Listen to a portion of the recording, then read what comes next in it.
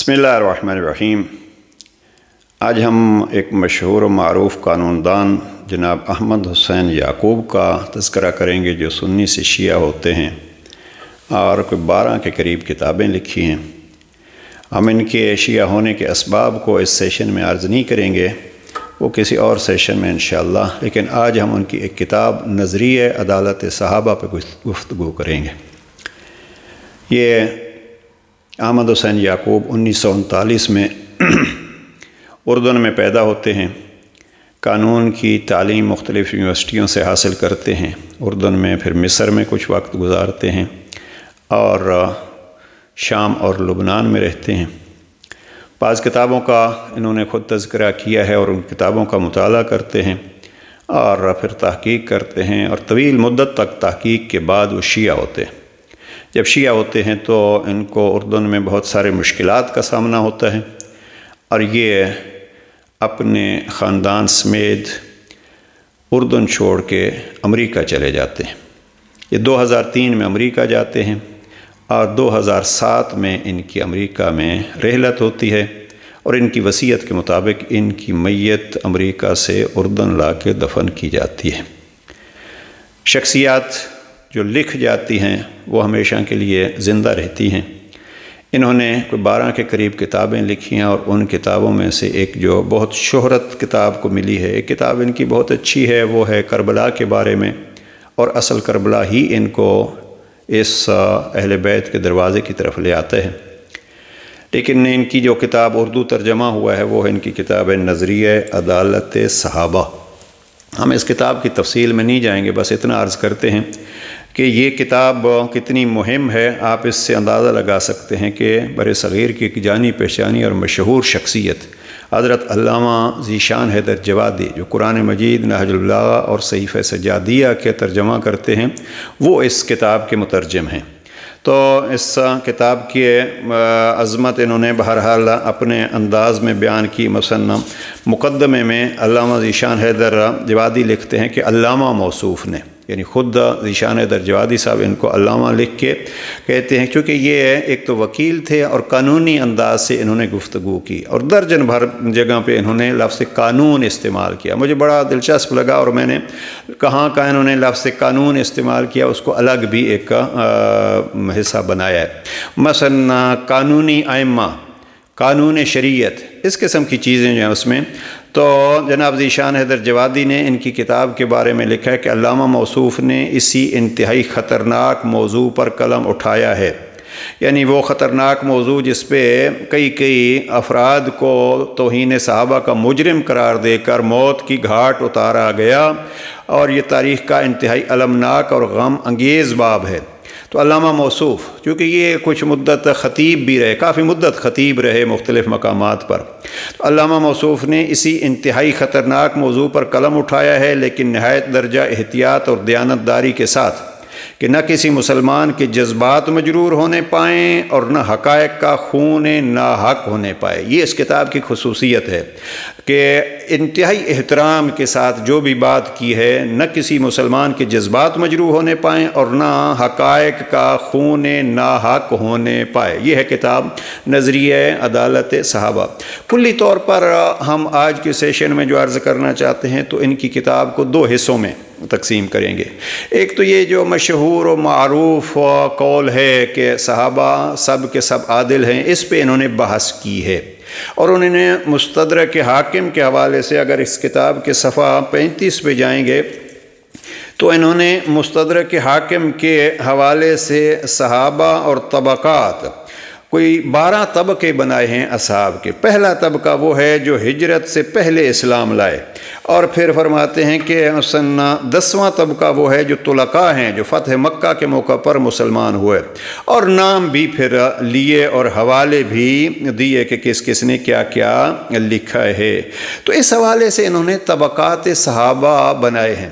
اور پھر یہ ایک مقام پہ کہتے ہیں کہ یہ طبقات خود قرآن مجید میں سورہ توبہ کو اگر آپ دقت سے دیکھیں گے تو وہاں بھی طبقات موجود ہیں، اور جب طبقات ہیں تو پھر اسی طبقات کے حوالے سے دیکھیے، پھر صحابہ کے طبقات تو ہو گئے، جب قرآن طبقات بنا رہا ہے اب کوئی اور ان کے طبقے بنائے تو پھر توہین نہیں ہوتی بلکہ حقیقت کا بیان ہوتا ہے۔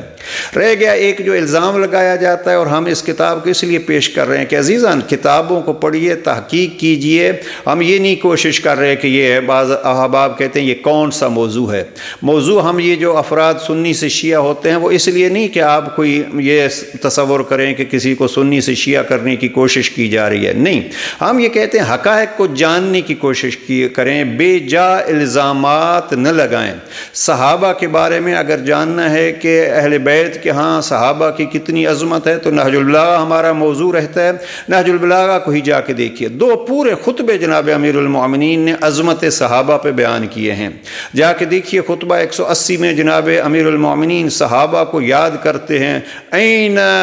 عمار، این ذو الشہادتین، این فلاں، اور پھر کہتے ہیں این نظراؤہم، ان جیسے میرے بھائی کہاں ہیں۔ اور پھر اس حوالے سے جناب امام زین العابدین علیہ السلام کے صحیفہ سجادیہ کو دیکھیے تو اس میں ایک پوری دعا ہے جس دعا کا موضوع ہے اصحاب پیغمبر کے لیے دعا۔ تو اب یہ کہہ دینا کہ جناب شیعہ یہ کہتے ہیں، نہیں، شیعہ بہت آپ کہیں گے تو یہ طبقات کے قائل ہیں، اور پھر کسی وقت انشاءاللہ ان طبقات پہ اگر فرصت ہوئی تو وضاحت بھی کریں گے کہ شیعہ کس قسم کے طبقات کے قائل ہیں۔ لیکن یہ انہوں نے 12 طبقات بنائے جناب احمد حسین یعقوب صاحب نے۔ دوسرا موضوع جو اس کتاب میں انہوں نے لیا ہے وہ یہ ہے کہ پیغمبر اکرم اپنے بعد کسی کو مرجع، انہوں نے لفظ مرجعیت استعمال کیا۔ میں نے جیسے عرض کیا میرے پاس چونکہ یہ اردو ترجمہ ہے تو اس کو میں سامنے رکھے ہوئے ہوں، یہ بار بار یہ کہتے ہیں کہ پیغمبر اکرم اپنے بعد کسی مرجع کو بتلا گئے ہیں نہیں، یعنی کسی کے حوالے ہمیں کر گئے ہیں یا نہیں، تو یہ کہتے ہیں کہ اس میں 2 طبقے ہیں اور یہی تقسیم ہے شیعہ اور سنی کے درمیان۔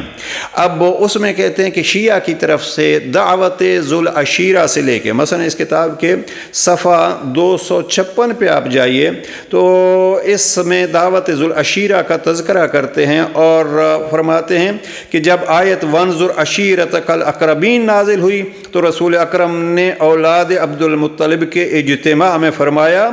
کون ہوگا جو میرا اس بوجھ اٹھائے، اور وہ میرا بھائی ہوگا، وصی ہوگا، میرے بعد میرا جانشین ہوگا۔ اب آگے کہ کون اٹھا تھا اور کس نے اعلان کیا تھا، پھر پیغمبر نے کیا فرمایا تھا، یہ دعوت ذو العشیرہ کی بات جو ہے وہ جانی پہچانی ہے۔ یہ کہتے ہیں کہ دعوت ذو العشیرہ میں یعنی اعلان رسالت کے ساتھ ہی پیغمبر اکرم نے اپنے بعد مرجعیت بتلائی، اور پھر اس کتاب کے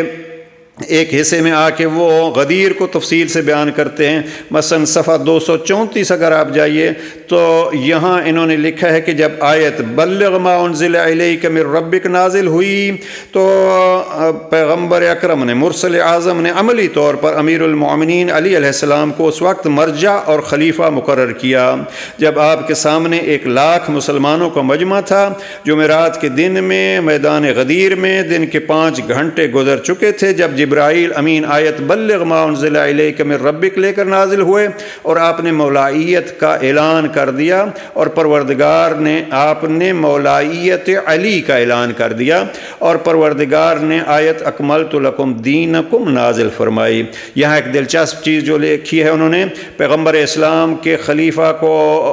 پیغمبر اسلام کے علی کو خلیفہ و مرجع امت نامزد کرنے کے بعد حضرت عمر ابن خطاب آگے بڑھے اور انہوں نے اس طرح مبارکباد پیش کی، یا ابن ابی طالب مبارک ہو، آپ ہمارے اور تمام مسلمانوں کے مولا ہو گئے ہیں۔ پھر انہوں نے کوئی درجن بھر حوالے دیے۔ عزیزاً ہم اس سے زیادہ بحث کو آگے نہیں بڑھانا چاہتے، اتنا عرض کرنا چاہتے ہیں کہ دیکھیے یہ کتاب پڑھیے، نظریہ عدالت صحابہ، اور شیعہ جوانوں سے بھی یہ گزارش ہے کہ کلی طور پر آپ جب صحابہ کا نام آئے تو آپ آپ احترام کا خیال کیا کیجئے، اس لیے کہ امیر المومنین کے ان خطبات کو پڑھ لیجئے جہاں جناب امیر المومنین نے کبھی یاد کرتے ہیں عین عمار، اور پھر کبھی خط لکھتے ہیں تو سلمان فارسی کو، اور کبھی اپنے یعنی درجن سے زیادہ اصحاب کا تذکرہ جناب امیر المومنین نے نہج البلاغہ میں کیا ہے۔ لہذا اس پہلو کو مد نظر رکھیے اور کوشش کیجئے یہ تحقیقی اختلافات ہوں، یہ توہین آمیز انداز نہ ہو۔ نہ شیعہ جوان توہین آمیز الحمدللہ انداز اپناتے ہیں، اس لیے کہ مرجع آغا سیستانی اور خامنئی جیسے افراد اس سے سختی سے منع کرتے ہیں۔ اگر کوئی شخص توہین صحابہ کرتا ہے، امہات المومنین کی توہین کرتا ہے، تو وہ ہمارے اپنے مراجع کرام کی مخالفت کرتا ہے۔ اور اہل سنت بھائیوں کو چاہیے کہ وہ کسی گلی کے ایک شخص کے اگر کوئی وہ ایسے الفاظ استعمال کرتا ہے تو اس کو نہیں دیکھیے، سیستانی و خامنئی جیسی عظیم شخصیات کے ان جملات کو دیکھیں۔ پروردگار مسلمانوں کو اتحاد و اتفاق عطا فرمائے۔ والسلام علیکم ورحمۃ اللہ وبرکاتہ۔